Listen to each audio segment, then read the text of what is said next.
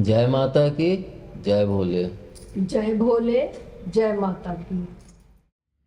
पिताजी, यह प्रश्न एक भक्त के द्वारा पूछा गया है जिनका नाम अरुण है। वह लिखते हैं कि गुरु जी, जैसा कि लोग कहते हैं कि एक साधक को गरिष्ठ भोजन नहीं करना चाहिए, और यह भी कहते हैं कि भगवान को अच्छे से अच्छा भोग लगाना चाहिए, फिर वह तो गरिष्ठ भोजन की श्रेणी में ही आ जाता है। और यदि एक साधक भगवान का भोग लगाएगा तो प्रसाद भी ग्रहण करेगा। कृपया इस पर प्रकाश डालने की कृपा करें। एक बात आप सोचिए, या तो संसार में भी प्रसिद्ध हो, आप लोगों के उधर कहा जाता हो या ना कहा जाता हो, लेकिन हमारे इधर यह बात कही जाती है कि दिल का रास्ता पेट से होके जाता है। यानी पेट का मतलब भोजन। अगर हमें किसी के दिल में जगह बनानी है तो अच्छे से अच्छा भोजन बना। भोजन एक ऐसा अस्त्र है, इसको बहुत लोग कहेंगे अस्त्र कैसे, लेकिन भोजन एक ऐसा अस्त्र है जो किसी की जान भी ले सकता है और किसी को जीवन दान भी दे सकता है। यानी अच्छा पक्ष भी, बुरा पक्ष भी। जैसा कि मैं कहता ही हूँ, हर चीज के दोनों ही पक्ष होते हैं। और एक तीसरा पक्ष होता है जो सामान्य होता है। मतलब हम सामान्य भोजन खाते हुए सादगी के साथ हैं। तो अच्छा भोजन जब हम करते हैं तो हमारा चाव बढ़ता है और कस के खा लेते हैं, पेट अच्छा लग रहा है। और जब खा चुकते हैं उसके बाद यार बहुत खा लिया, पेट में तकलीफ हो रही है, फिर हम उसको हजम करने के लिए तमाम प्रकार के हाजमा चूर्ण या हाजमोला या जो भी चीज़ें हों वो लेते हैं। लेकिन हम इतना अधिक क्यों खाएं? वो कहते हैं ना कि तुम खाने के लिए जी रहे हो या जीने के लिए खा रहे हो। अगर जीने के लिए खा रहे हो तो भोजन कम करो, और खाने के लिए जी रहे हो तो भोजन चाहे जितना करो। और मैंने यंग एज में यही देखा है, मैं भी यही सब चीज़ें थी मुझ में भी, कि कोई चीज़ अच्छी लगी, खाया खूब अच्छे से, और बाद में मेरे को वही तकलीफ देने लगती थी। यानी भोजन हमें बीमारी भी देती है और शरीर को मजबूत भी करती है, यानी स्वास्थ्य भी देता है। और भोजन ही हमारे दिमाग को एक तेजपन भी देता है, गुस्सा भी देता है और शांति भी देता है। अगर हम भोजन खाए और उससे हमारे अंदर गैस उत्पन्न, उसका सीधे यहाँ पे इफेक्ट होता है। हम इतना अधिक गरिष्ठ भोजन खा लिए और हमारा काम उतना हार्ड नहीं है तो भी हमें दिक्कतें ही होती। अच्छा भोजन सभी चाहते हैं, स्वाद होना चाहिए, और स्वाद भोजन में तब उत्पन्न होता है जब हम भोजन का निर्माण करते हैं तो हमारे अंदर प्रेम का भाव, खिलाने वाले की उनको या तो वाहवाही मिले मुझे, या भाव लेके चलते हैं, या फिर कि खाएंगे वह स्वस्थ रहें, उनका हाजमा न खराब हो, या भाव लेके चले। एक तीसरा भाव भी होता है, वह कि पैसे के लिए भोजन का निर्माण। जैसे कि हम लोग शादी ब्याह में देखते हैं, आए कारीगर खाना बनाए, उनके लिए कोई वो नहीं होता कैसा लगे कैसा, क्योंकि उनको इतना डालना एक अंदाजा उनको हो जाता है। तो वो भोजन हमारे दिल में कभी भी प्रेम नहीं जगाता। और जब एक माँ बनाती है भोजन तो उसके अंदर एक प्रेम होता है, और वह प्रेम ही इतना होता है जिसके कारण बच्चा उस भोजन को करके और चैतन्य होकर खेलता है। लेकिन वही चीज़ मैंने देखा है कि भोजन जब कुछ माँ बुझे मन से बनाती है, एक गुस्से मन से बनाती है, तो फिर उसमें स्वाद नहीं रहता। और आप ये भी देखिए, जैसे कि आजकल बहुत से घरों में खाना बनाने वाली आती हैं, खाना बना के चली गई, बहन जी क्या बनना है, ये बनना है, ये बनना है, ये बनना है, वो धर दी, वो अपना काट के बना के चली गई। क्यों? पैसा मिल रहा है। तो अब वो जब हम पैसे के लिए कोई भाव लेके भोजन बनाता है तो उसको करने वाला भी तो पैसे के ही पीछे दौड़े। मैं ये नहीं कहता हूँ कि पैसा आवश्यक नहीं है। पैसा इस संसार में जीवन जीने के लिए आवश्यक है, लेकिन पैसे में बंधना आवश्यक नहीं। पैसा हमारे लिए आवश्यक है, लेकिन हम पैसे के लिए आवश्यक ना बने। कल को पैसा मेरे को अपने हिसाब से होना चाहिए, जिसको हम देखते भी हैं। जब कोई बहुत बड़ा व्यापारी वो होता है तो वो 24 घंटा पैसे के पीछे ही दौड़ता रहता है, रात दिन पैसे के ही विषय में सोचता है।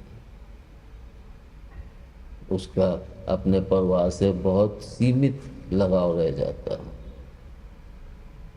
तो उसका मालिक कौन है?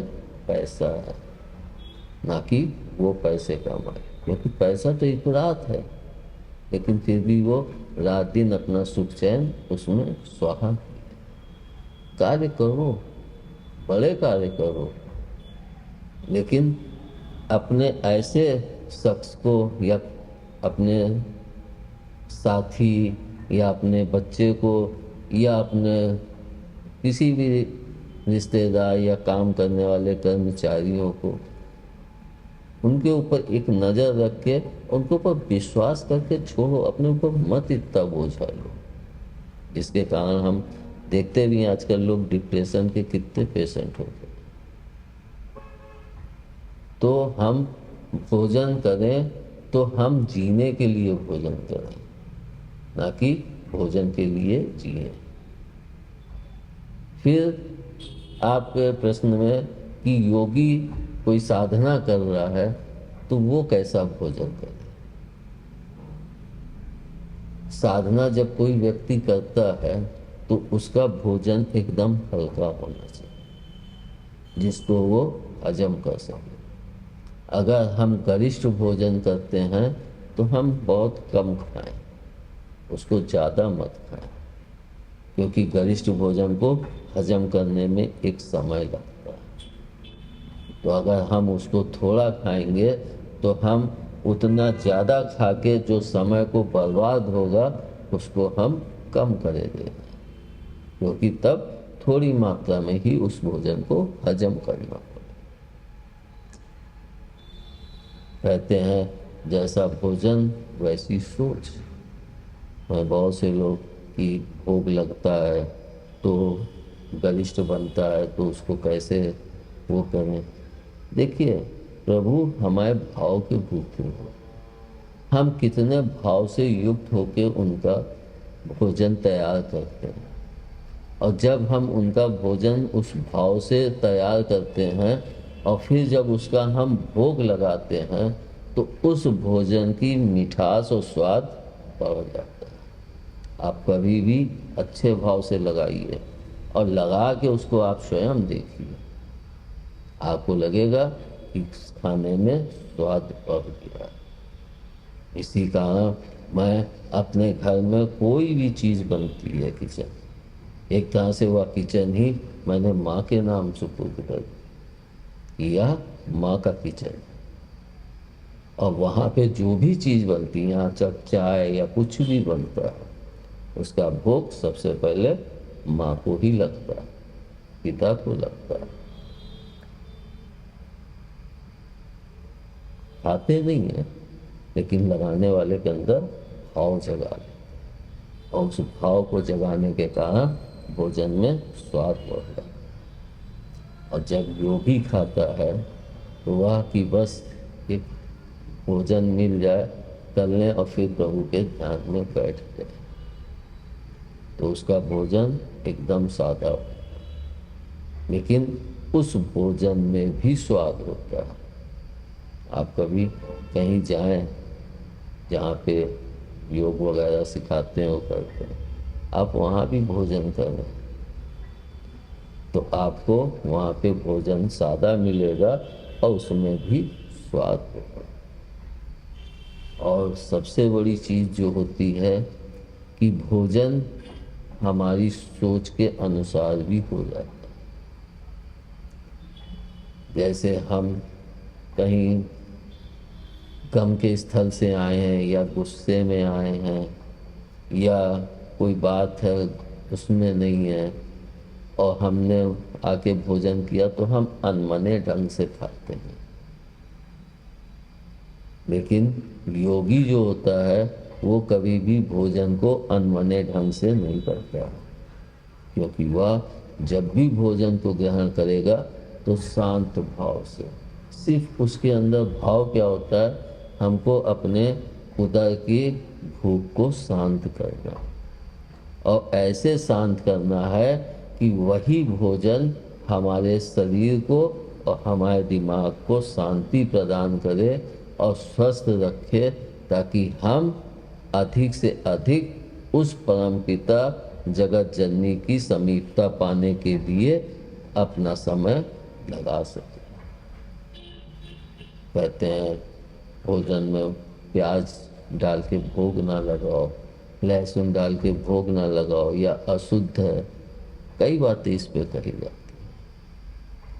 लेकिन मैंने शुरू से ही प्याज युक्त भोजन, लहसुन युक्त भोजन सब माँ को लगा, सिर्फ मीट मांस का भोग कभी नहीं लगा। माँ को लोग वो भी लगाते हैं क्योंकि उनका वो भाव होता है, और वे सिर्फ तंत्र या एक अपना औरा दिखाने के लिए होता है। बाकी उससे कोई लाभ नहीं मिलता है कि हम मांस का भोजन लगाए तो प्रभु प्रसन्न हो जाएंगे। उनके लिए सब समान है।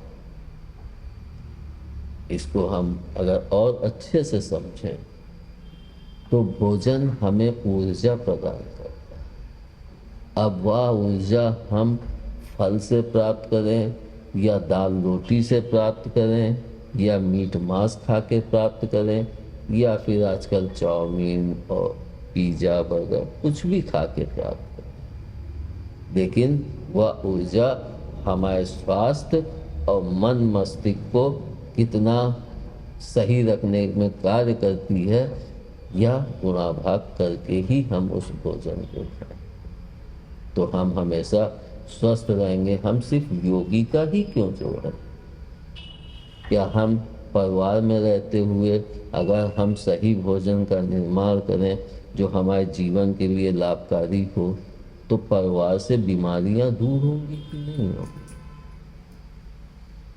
मैंने बहुत से लोगों को देखा है रात में सिर्फ फल ही खा लेते हैं। कहते हैं कि रात में भोजन हल्का करो। क्यों? क्योंकि हम लोग दिन में तो कार्य करते हैं मगर रात में कार्य भी नहीं करते हैं, सिर्फ बिस्तर पे सो के अपने इस शरीर को विश्राम देते हैं ताकि हम फिर से चैतन्य होकर सुबह उठे और अपने कर्म में फिर से लग जाए। तो हम भोजन को ऐसे ग्रहण करें कि हमारा स्वास्थ्य भी सही रहे, हमारा दिमाग भी शांत रहे। आजकल हम देखते हैं कि भोजन के साथ साथ हमको अपने स्वास्थ्य के लिए जो है वर्जिश भी करनी चाहिए, एक्सरसाइज वर्जिश या कसरत करनी चाहिए। हर एक के लिए तो कसरत उपयुक्त नहीं होती है, लेकिन हाँ, हर प्राणी योग और एक्सरसाइज को अपने हिसाब से कर सकता है, क्योंकि योग में भी कुछ आसन ऐसे होते हैं कि हर व्यक्ति के लिए वे उपयुक्त नहीं होते हैं, और वैसे ही एक्सरसाइज में भी होता है कि हर एक्सरसाइज हर व्यक्ति के हिसाब से पूर्ण नहीं हो। और भोजन में आप देखें तो तमाम बातें, उतना तो मुझे इसके विषय में नहीं ज्ञान है कि दाल के साथ ये नहीं बनना चाहिए, इसके साथ ये नहीं बनना चाहिए। बरसात में कहते हैं दही नहीं खाना चाहिए, दूध का सेवन कम कर देना चाहिए। इसको आप कीजिए, इससे भी लाभ है, क्योंकि यह विज्ञान के ऊपर ही निर्मित किया। जैसे कि बरसात में मैं इस चीज़ को सोचने बैठ गया कि आखिर बरसात में दूध दही का सेवन और हल्का भोजन करने के लिए क्यों कहा गया। क्योंकि बारिश जब होती है तो उमस होती है बहुत। कुछ स्थानों पे तो बारिश पे उमस नहीं होती है, लेकिन गर्मी के बाद जब सर्दी की तरफ परिवर्तित होता है तो जो बारिश होती है वो धरती की प्यास, मतलब उसके ताप को कम करती है। तो जब वो उसके ताप को कम करती है तो जब उस पर जल की बूंद गिरती है तो वो भाप बन के ऊपर उठती है, यानी ऊपर से ताप, बीच में जो ताप है, उसके बाद पृथ्वी से भी ताप उठने लगता है। तो दही खट्टा हो जाता है, जो हमारे हाजमे को नुकसान पहुंचाता है। तो खटाई का सेवन, दही का सेवन, दूध भारी हो जाता है, कम करें, या रात में लिए, क्योंकि रात में तापमान सही रहता है। लेकिन बहुत से घरों में तो रात में भी गर्मी होती, भवकता है। मतलब एक तरह से अगर हम कहें तो मौसम के हिसाब से भी हमारा भोजन परिवर्तित होता है। हम देखें तो गर्मी में लोग हरी सब्जी, ये सब, जाड़े में लोग भारी गरिष्ठ भोजन, हजम हो जाता है ठंडी के कारण। और जब हम जप करते हैं या व्रत रखते हैं तो हमको हल्का खाना चाहिए, लेकिन हम लोग उल्टा करते हैं। बल्कि उस दिन हम पकौड़ी, अरे व्रत है आज, पकौड़ी बना दो, आलू बना दो, पापड़ भून दो, अरे ये व्रत है। इसलिए अगर हम योग या साधना में लगे हैं तो हल्का भोजन करें, क्योंकि अगर हम खा के और बैठेंगे तो डकार अवश्य आएगी, और जब डकार आएगी तो आपका ध्यान कभी भी नहीं लग पाएगा। अब मान लीजिए आप की कोई योग की क्रिया ऐसी कर रहे हैं जिसमें पेट आपका दब रहा है, जैसे आगे लेट के पीछे पैर छुआते हैं। अब कौन से आसन को क्या कहते हैं ये मुझे ज्ञान नहीं है, लेकिन मेरा शायद अंदर ही कुछ है जो मैं कुछ क्रियाओं को करता हूँ, लेकिन सबसे प्रधान मेरी जो क्रिया है वह ध्यान में ही मैं बैठता हूँ। तो हम पैर को पीछे छुआ रहे हैं, पेट दब रहा है भोजन, तो वह हमारे पेट में दर्द उत्पन्न कर देता। तो हम इसको अच्छे से समझ लें कि हम जैसे कार्य करने जा रहे हैं उसके अनुसार ही हम भोजन का प्रयोग करें। जैसे कोई व्यक्ति बीमार हो जाता है तो डॉक्टर कहता है खिचड़ी दो, हल्का से हल्का भोजन दो, दलिया दो। क्यों? क्योंकि उस समय उसको भोजन पचाने की क्षमता बहुत कम हो जाती है, तो वो भोजन को नहीं पचा पाता। तो भोजन हमें अपने अनुसार लेना है, उसका सोचना हमको ही है। कोई दूसरा कहेगा हम उसको कभी नहीं मानेंगे, लेकिन जब हम निश्चय कर लेंगे कि हम जब ध्यान में बैठें तो हमारा पेट खाली। मेरे साथ भी होता था, मैं बैठता था, उसके बाद जब ध्यान से उठता था तो मेरे को कुछ शुरू में नहीं कुछ खाने की तो भूख बहुत तेज लगे, लेकिन धीरे धीरे उन सब चीज़ों पे कंट्रोल किया। आज वह चीज़ें हमसे बहुत दूर हो कि मैं ध्यान से उठा तो मुझे कुछ खाने को, लेकिन हाँ 5-10 मिनट पश्चात पानी जो पीता, क्योंकि जो ध्यान में बैठो तो हमारे खून की धड़कन बढ़ जाती है, वह एक प्रोसेस होता है। तो पानी गर्मी के कारण गति बढ़ जाती तो गर्मी शरीर में एक हीट हो जाती, जो बाद में फिर आधे घंटे पश्चात वो धीरे धीरे शांत होता है। इसीलिए मैं कहता हूँ कि ध्यान का 1 घंटे का प्रोसेस है। 1 घंटे आप ध्यान में बैठो, कोई भी मंत्र लेके बैठो, लेकिन 1 घंटे बैठो और स्ट्रेट बैठो। देखो खुद ही अनुभव करोगे, खुद ही बहुत सी अनुभव तुम्हें स्वयं प्राप्त होने लगेंगे। धन्यवाद। जय माता की, जय भोले। जय भोले, जय माता दी।